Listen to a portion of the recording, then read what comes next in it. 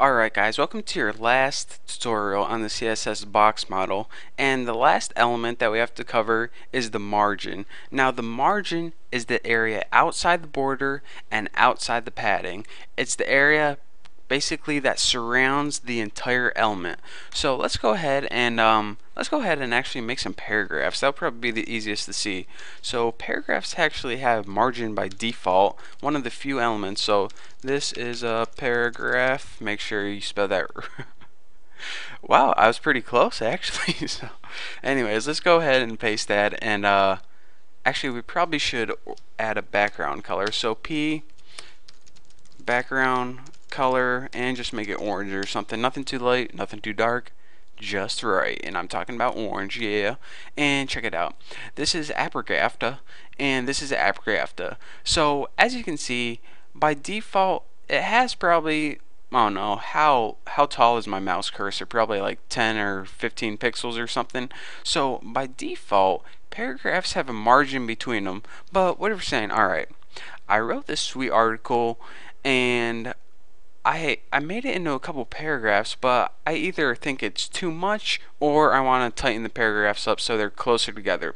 Well, in order to do this, you need to play with the property called margin. Now, the margin, like I said, is a space around each of these paragraphs. So let's go ahead and do that right now. Just like the padding, that's what I was trying to think of.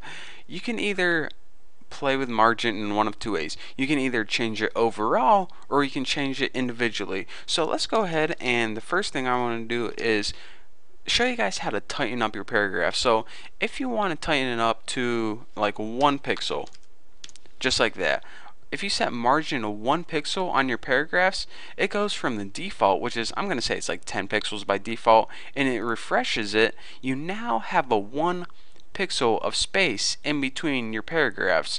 So that is a way to tighten up. You can even set it to 0 if you want, but then it wouldn't even be a paragraph at all. It would just be like a line break. So anyways, that is how you would do that.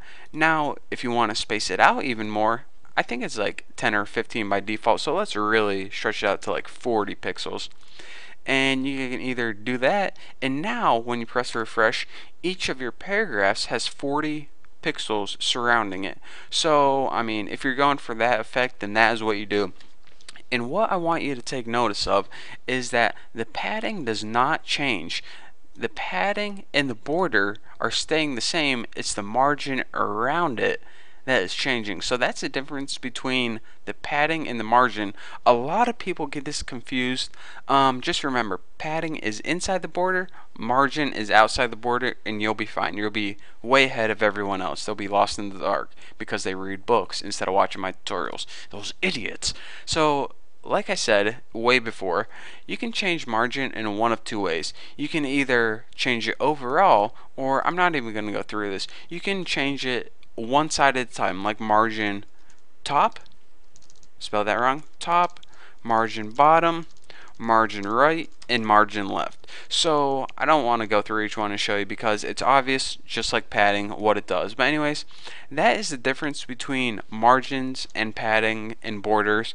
And overall, that's called the CSS box model. How you can play with different areas of an element, basically. So anyways, now you understand the CSS box model. We're ready to move on to another topic. So anyways, thank you guys for watching. Don't forget to subscribe. If you have any questions, just ask me on my forum, and if I see it, I'll answer. If not, trust me, there's like 8,000 people willing to answer your questions for you. So anyways, one last time, thanks for watching. Don't forget to subscribe, and I'll see you next video.